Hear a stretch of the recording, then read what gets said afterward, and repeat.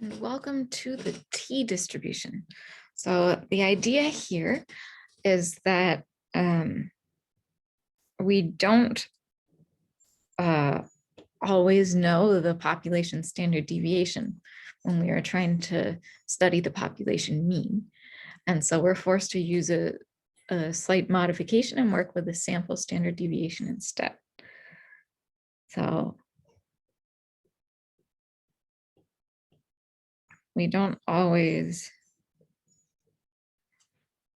know the population standard deviation.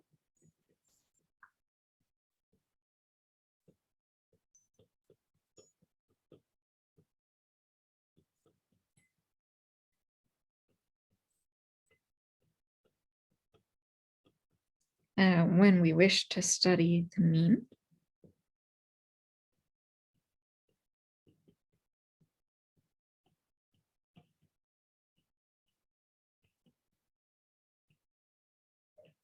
And so we're forced to use the sample standard deviation instead.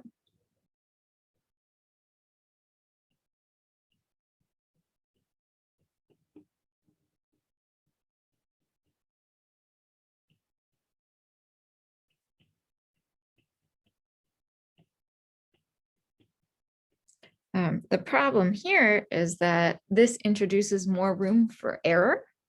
And so we can't use the z distribution, as that assumes that we know our normal distribution well. So this introduces more room for error.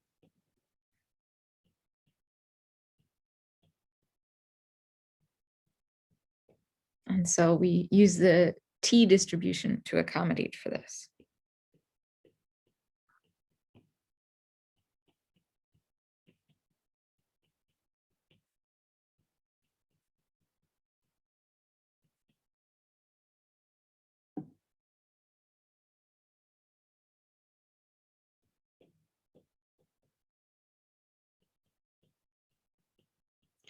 So just some things to keep in mind. The sample standard deviation is more likely to be close to the population standard deviation the larger our sample size. So the larger the sample size,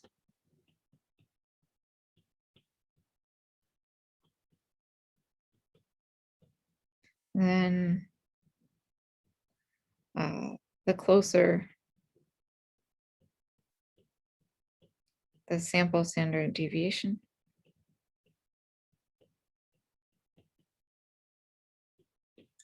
Is likely to be.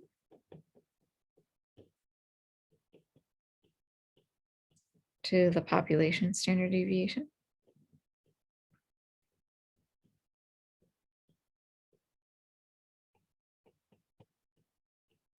Which means that the larger the sample size, the closer the t distribution becomes to the z distribution.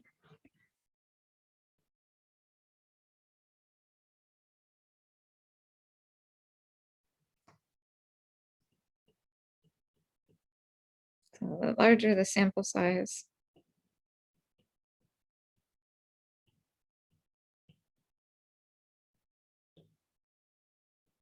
and the closer the t distribution is to the z distribution.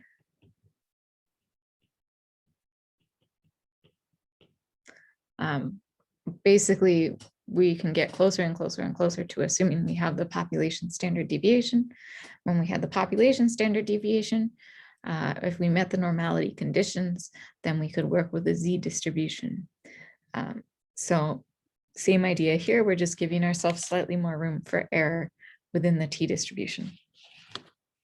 So I'm going to, in Canvas, show you both the t distribution calculator and what is called the inverse t distribution calculator.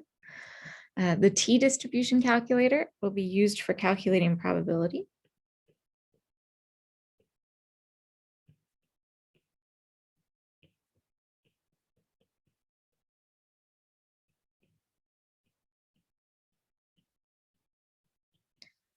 So we'll use the t-distribution calculator for hypothesis tests.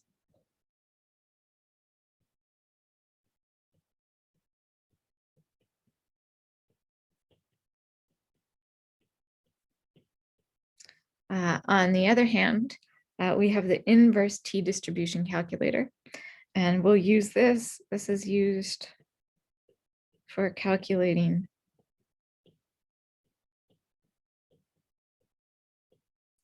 t, and more specifically, we'll use this for calculating t sub c to take the place of our z sub c.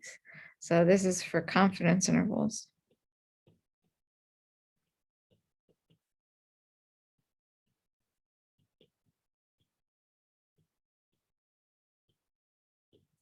So let's just switch over to Canvas quickly. If you go down to the end of the modules, we have our t-distribution calculator. So for our t-distribution calculator, we have the z curve, which is our normal curve, and then the t curve beneath it.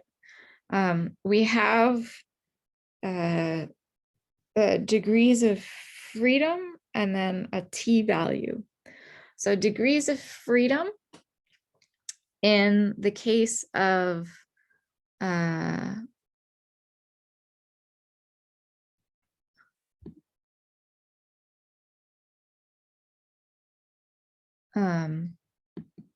degrees of freedom in the case of when we're talking about the mean just happens to be one less than the sample size. So let's fiddle around with this. If we had a sample size of, say, 10, we would use degrees of freedom of 9. And then we could say pick a t value of 1.5. And then we can see the area to the right and to the left. So this works very similarly to our z distribution calculator. The main difference is that we have to put in degrees of freedom. Again, degrees of freedom is sample size minus 1. I apologize, I can't zoom on this. So this is our t-distribution. Notice our t-distribution looks very similar to our z-distribution, even at degrees of freedom of 9 already, or a sample size of 10. As we get closer and closer and closer, or larger and larger sample size, larger and larger degrees of freedom, the t-distribution looks almost identical to the z-distribution. So going back to our notes,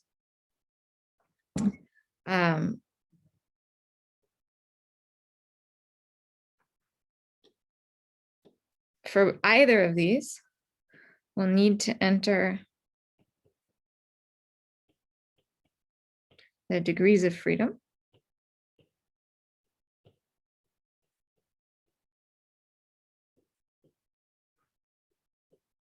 which we denote by df for degrees of freedom. And degrees of freedom is simply n minus 1 when we are talking about the x bar distribution.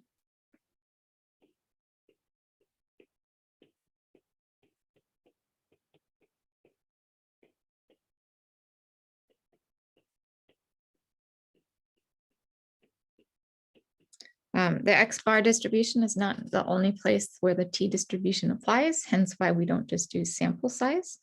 Degrees of freedom varies depending on context, but when we are working with the x bar distribution, then degrees of freedom is simply n minus 1. So this is the main thing we enter, and then the t-score is calculated just like the z-score. We do our data value minus the mean divided by the sample standard deviation,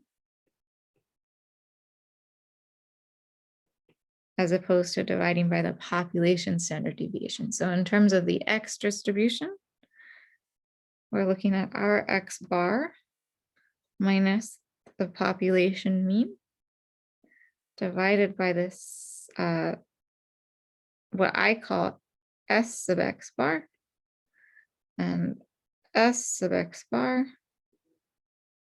is the sample standard deviation divided by the square root of n. So again, S is the sample standard deviation.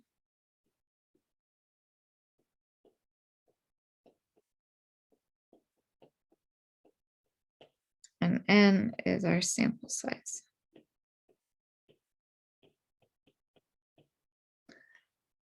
Now for our inverse t-distribution calculator,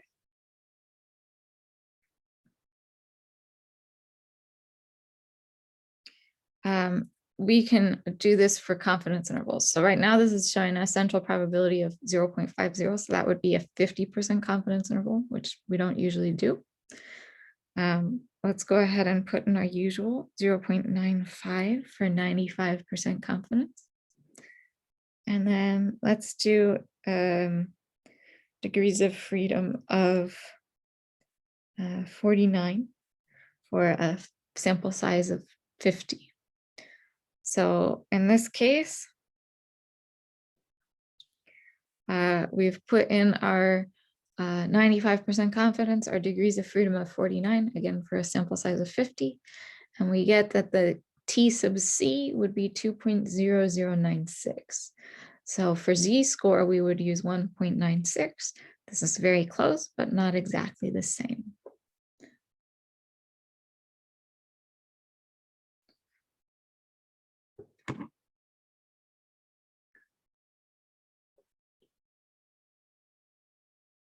So to find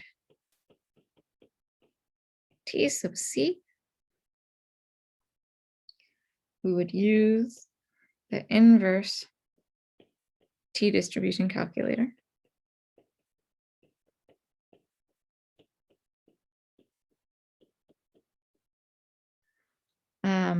If, say, we want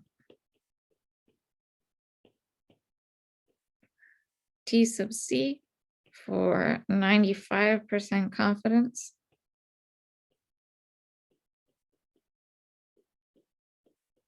and sample size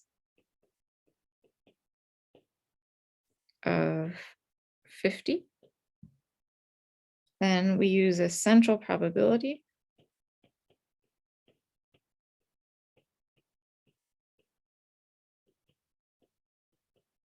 is 0.95, and that's just taking our 95% confidence and putting it in decimal form.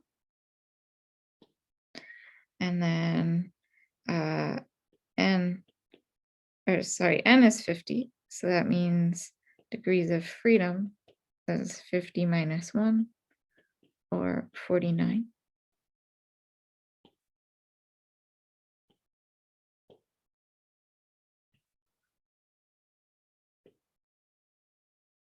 And then from there, we use that calculator and we get our t-score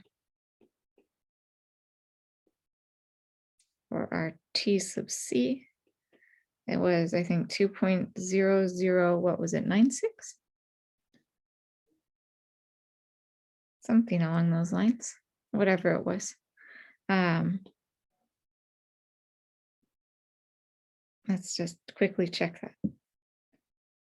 Yeah, 2.0096. So this is how we would go about finding the T sub C if we were using instead of our Z sub C. So again, this is if we do not know the population standard deviation and we only have the sample standard deviation. Some conditions for using the t-distribution.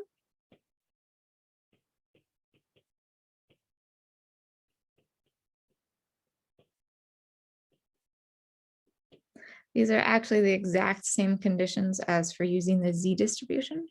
We need the x-bar distribution to be normal.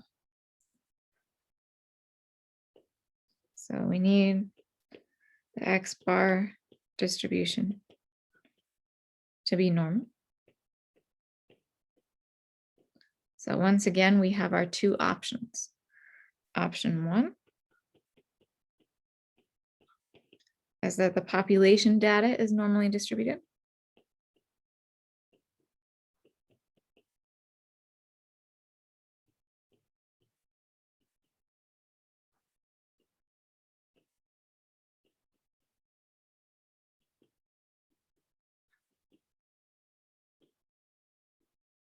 Or option two is that the sample size is 30 or more.